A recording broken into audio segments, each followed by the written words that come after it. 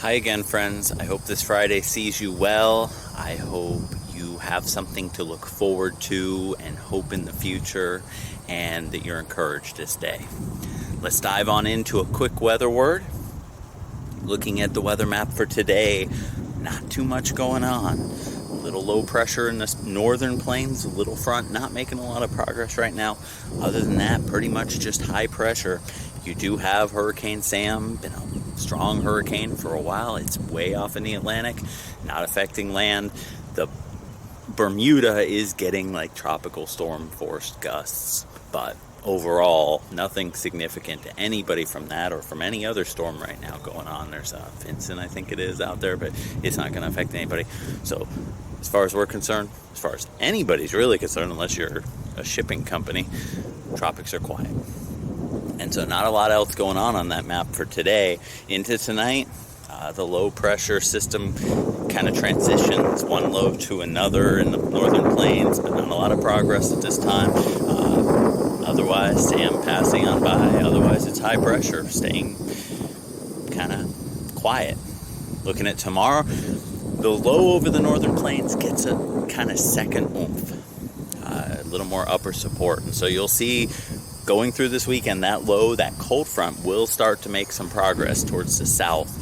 And so you can see on that map, it's now down into Kansas, and it's going to keep making progress. It's not so much that it's a strong system. It's more that there's not a lot to hold it back, and it's just kind of, I guess it kind of has to do with Sam. It's one of these things we call an omega block, where the high built over the east is kind of allowing things to settle quite far south, both in the plains and also out in the tropics. I mean, the lows out there are quite far south naturally, but now the system, it will be a moist system. It's going to have some rainfall with it, a few thunderstorms. Doesn't look like it's going to have anything significant storm-wise or even really flooding-wise. Just some fronts come through dry and kind of quiet, and some come through noisy and stormy, and then there's the middle ground where there's just some widespread rain, it looks like, in a lot of the plains and Midwest and places like that. But other than that, not a lot on the map. As we go to Sunday, you can see more lows over the west. None of those make that much progress, the front or the low, but you can see that main cold front now sweeping down. People in Oklahoma will be happy. People in Texas will be happy. Little cool down. And as you go to Monday, you can see it's still making progress, starting to fade. Again, this is another one of those fronts that runs out of gas. It's not the strongest low. It's not the strongest front necessarily. And so it keeps going, but it doesn't just sweep across the country, bringing just giant changes that last a long time. You can see another low up over the Pacific Northwest, pretty strong there. Doesn't look like it's going to make too much more progress from there. In terms of the cool air, a nice little break again for Oklahoma, Texas, places like that. Again, it doesn't look like you can get too excited yet. This front isn't long lasting. It looks like high pressure is going to build back in again, and this will just be a transient cool down. Next week will probably get warmer again, both in the plains, also stay warm in the southeast. This front's not going to do too much except bring rain and storms to the deep south next week. Other than that, a lot of high pressure. It does look like in the long term there might be a switch to more significant low pressures, more significant cold fronts, maybe like at least a week, or more like 2 weeks away, I think it is. But well down the road, we'll see. Those are the things the models can be a little better at predicting, rather than these little back and forth. Maybe another one for the southeast, maybe another one of these backdoor cold fronts that nudges the temperatures down just a little. Nothing large in scale. And then the tropics look reasonably quiet. We'll start to watch the Caribbean down around Central America to see what develops this time of year. Often something will build up, and as this front stalls, it could add the option of something growing from it, but nothing looking concerning, alarming yet. We'll deal with that when it gets down the road. I mean, it's still tropical season. Often it seems like August, September, those are the hot months, and once you get to fall, kind of forget the tropics. They're not out of the picture yet. There's still a lot of energy down in the deep tropics that can work its way through on a passing system. It's not a big deal, but it's not over yet. But other than that, looks pretty quiet, pretty reasonable, pretty friendly. Not seeing a lot of severe storms or anything like that. Just kind of typical fall back and forth. And we'll see if we can transition more into a true, cooler, more of a middle October pattern as the next couple weeks go on. But for now, staying more towards the warm side in the southern plains, in the southeast, in the Tennessee Valley, with occasional fronts if you're far enough north, but nothing crazy. For the word, well, I wanted to just bring a chapter that I think hopefully you've maybe heard before if you've been around Christianity for a while. It's a pretty often shown chapter of the Bible. It's kind of an encouragement. And life's been kind of tough and just a struggle the last couple days for me, and weary and not making the best choices. And this just spoke and it said, look, just bring this, just speak this, just live this. And so I want to bring it. I don't want to go over it in intimate detail. Just let the word speak a few little points, and hopefully God will inspire you and uplift you by the chapter. The chapter is the famous Psalm 23, David speaking to God. He says, "The Lord is my shepherd, I shall not want." And an image of a shepherd, leader of the flocks, provider of the flocks. David was a shepherd, so he knew what this all was. I shall not want, and that means I shall not lack. I shall not be... My needs shall be met. I shall have what I need. I shall have what is important. He maketh me lie down in green pastures. He leadeth me beside the still waters. I see the image. I see lying down. I see resting, relaxing, peace. I see this is like the most peaceful verse of the whole Bible, it seems like. So whether peace, hopefully this soothes your soul. Green pastures, life, vibrancy, and moreover, pastures. They're feeding, they're providing. There's a growth there again. It's not just pleasant looking, but it serves a purpose. It has life to it. And so it'll feed your animals. It will provide for your future. It will take care of you. And the still waters, no turbulence, no challenges, no floods or storms. It's a beautiful place, and that's where God has you. It's the image of heaven, and in some ways I think it is talking about heaven, but it's his peace that he offers.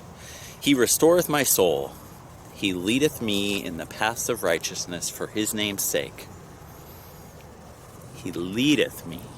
He shows the way. We can't do this. And it's, again, going to God and saying, look, I can't, but you can. Show me the way. Lead me like a sheep. Show me where to go. In the paths of righteousness. There's a lot of paths. A lot of them are righteous. You have to be led. You have to be shown where to go. You have to be encouraged to go. But he will. He restores my soul. I need this today because, like I said, not doing great. Struggling. But restoring shows there is some tougher times. There is some down. It's not just party 24/7. Restore is renew. You have a restored laptop. It's one that somebody bought. Maybe it wasn't in good shape. They fixed it up and returned it to new. You restore a building. It's returned to new. It's given new life. It's filled with what it needs again. So restore us, Lord. Yea, though I walk through the valley of the shadow of death, I will fear no evil, for thou art with me. Thy rod and thy staff, they comfort me. I see a few things here. Walk. We don't sit still. Sometimes there is a Bible verse that says, just don't move. God will do it for you. Sometimes we need that, to just be still and let God work, that we can't do it. But yet, there's also, I walk through the valley of the shadow of death. I'm still moving. Even in the darkest times, the valley of the shadow of death, you don't sit there. We can't just dwell in our sorrows. I know how easy it is to do that. A friend mentioned about a few years ago, about an African proverb. You walk and pray. You move. You keep moving when things are tough. You don't sit still, because that's faith. That's saying, okay, I don't get it. I hurt. I feel horrible. It seems like everything's broken and done. But the maturity, the saying, I trust you, God, is saying, look, I don't know what to do. I'm going to try to make the best of this. I'm going to try to do something good with this. It's not easy, God. I need you to do it. You lead me. But I'm trying to keep walking, not running. When you're broken, when you're down, I don't know that you can run, or that you can just produce rapidly, but you're just saying, God, I'm holding this out to you. I'm going forward in faith, like we talked about the last few days in Hebrews 11, where it talks about all the examples of faith. You don't know, it seems crazy. A lot of times, like with Cain, and Abel, he brought his best things before God, not because God said, I want you to bring the meat offering, but because it was in his heart. He said, I think this is what I'm supposed to be doing. There's a lot of examples of faith where they didn't know exactly how to live it out. God didn't lay out all the rules. Even with Noah, God told him to build an ark and the dimensions of it and all that, but he didn't know exactly how it was going to go from there. He didn't know how the animals were going to fill in or pile in, or how it was going to go when it rained, or maybe afterwards. There's a lot of times where we just have to walk. And that's part of the faith, is we're trusting. God, show us more. And I'm trusting, and I hope you'll trust. We walk through the valley of the shadow of death. Man, if there's one thing I know right now, it's like, after my dad died, it's kind of like all of life has this shadow of death to it. It's this darkness. It's this realization. It's kind of depressing to me, of this thought that, look, for all I'm going to do, that's my end point. And it does shake things, because you're trying to build something and you're like, well, down the road, it's not going to last. It's not going to build. And when you've lost a lot in your life, and when you're hurting in life, and then when you see and you're reminded of like death, I mean, look, I'm 40 and it's so easy to just go, look, I'm on my way to being old aged. Life's passed me by. The shadow of death is there. Death does. It casts its shadow on life. There's some points here, though. It's a shadow. It's not. It's there. It's real. It's showing itself. But it doesn't have control over you. It's not holding you. See, he's walking through the valley of the shadow of death. He's not held there. And the whole point is, it's a valley. God made the way through, that the death, the complicated, the ugly is there, but God made the easier path. And I will fear no evil. I won't be afraid. I can't be afraid, because if you're afraid, you're focused on the mountains. You're focused on the hard journey. You're focused on the tough stuff. You're with me, so I'm trusting you again. It's faith. Thy rod and thy staff, they comfort me. The rod, there's verses talking, part of it is we're comforted by God's discipline. We have to be happy for God's discipline. There's so many Bible verses that say, God's discipline is my joy. And it talks about in Proverbs that you need to, don't spare the rod. Be willing to teach your children right from wrong, and discipline. And in the same, we need to be willing to be disciplined. That's part of humility. If we just say, I don't want to be told what to do, I don't want to suffer because I'm doing wrong, we're just saying, what I feel like, what I enjoy is the most important thing in the world. But the whole point is, we need to move to the point where we say, thy rod comforts me. It's not only about that. I was looking or thinking about some other things. The rod is, it's a sign of authority. The king has a rod, or the king had a rod. You see the scepter, like the queen. I don't know if the Queen of England still carries a scepter, but it's kind of a symbol of power, of leadership. I was pointed back to the early Bible, where the Old Testament, the Pentateuch, whatever, however you pronounce that. First books of the Bible, where it talks about ancient Israel and how they how everything was kind of moved about, the initial deep, meaningful things of Israel and the creation of the world and all these different key things that made history. And Aaron has a rod and he puts it down, and it in Egypt, and the Egyptian magicians or whatever, they have rods, and Aaron's rod eats the other rods, and that's your leadership. I mean, Moses had his rod and it separated the sea. They followed him because his rod spoke, and he showed the power of God, and everybody followed him because he had that rod, in part. The leadership of God, your leadership comforts me.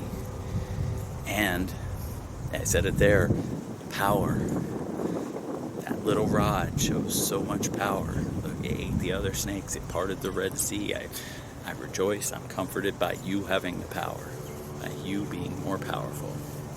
I trust in your power. And your staff. And I always picture just like an old, like, I don't know, like Gandalf or something, like a staff to just kind of walk around on or just carry. But a shepherd's staff, it's kind of it has a crook around it. And the whole point is it's used to kind of direct.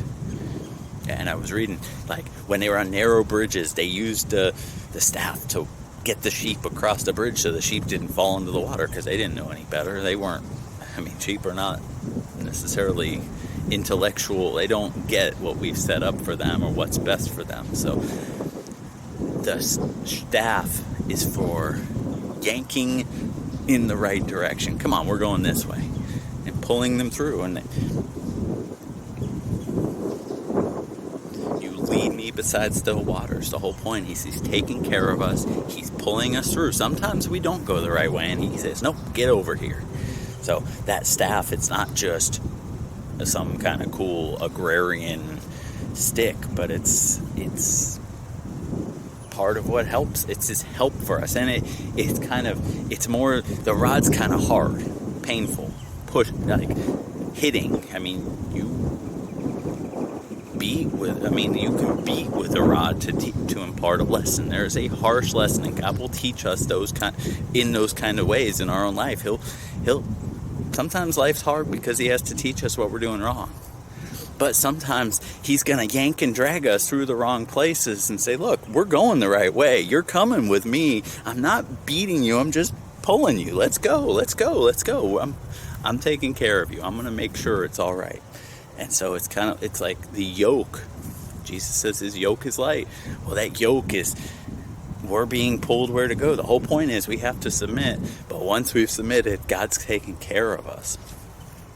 Thou preparest a table before me in the presence of mine enemies. Thou anointest my head with oil. My cup runneth over. Again, preparest.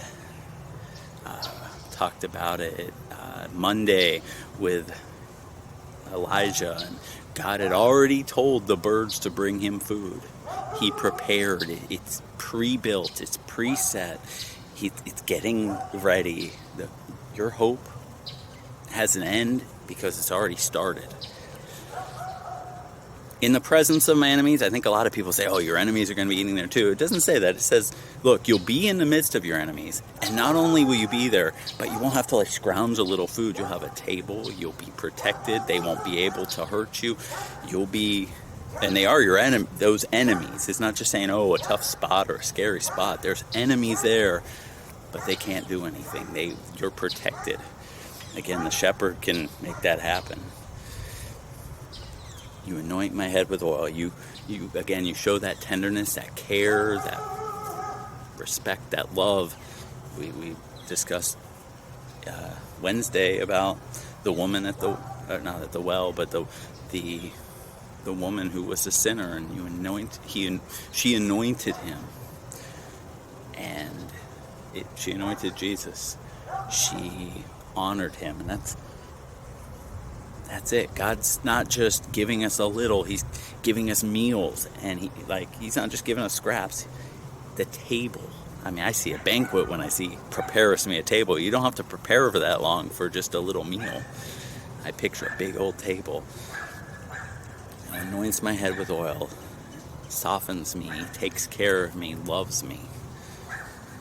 My cup runs over. I know, abundance. How awesome is that? Surely goodness and mercy shall follow me all the days of my life, and I will dwell in the house of the Lord forever.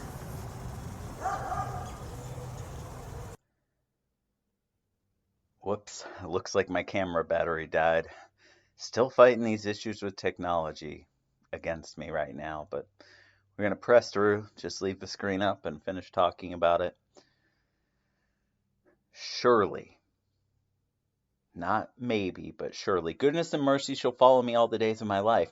I see follow. And in some ways, I say, though, that's kind of like chasing you, coming after you. It may not be right on top of you, but it's coming from behind and it's persistent and won't give up. I see a persistence in that. But I also see will be left by me. What follows you, like if you drive down the road, the exhaust follows your car. You left it there. And so goodness and mercy will come out of my own life. I don't think that's necessarily what it's saying. I think it's really saying that goodness and mercy shall be given to you. But at the same point, I can also see where it's saying, hey, it's coming out of my life, and Lord, let it be. If Jesus Christ is supposed to be living in me, then I should be living out what Christ is. And I will dwell in the house of the Lord forever. And going back, we're walking through the valley of the shadow of death. It's a journey. And I was thinking about, it's not just death itself that's casting this darkness upon your life, the reality of it, but it's the pain and the brokenness that comes with death in this world. It's sin. It's broken relationships and communication. It's our own broken heart and choices and feelings that they're not always right. But the message there is, I walk through the valley. I keep going. And I see contrast with verse 6, this final verse, where it says, I dwell in the house of the Lord. Dwell, as in, I live there. I put up my feet. I relax there. This is my home. It's still the house of the Lord. It's still his house. I mean, it's not, I will dwell in my own house and just be happy with what I have. No, I will dwell in the house of the Lord. There's a relationship there. It's, wow, I am with the one who made me. And I see this being the message forever. This really is talking about heaven, where we lie down and we relax beside the still waters.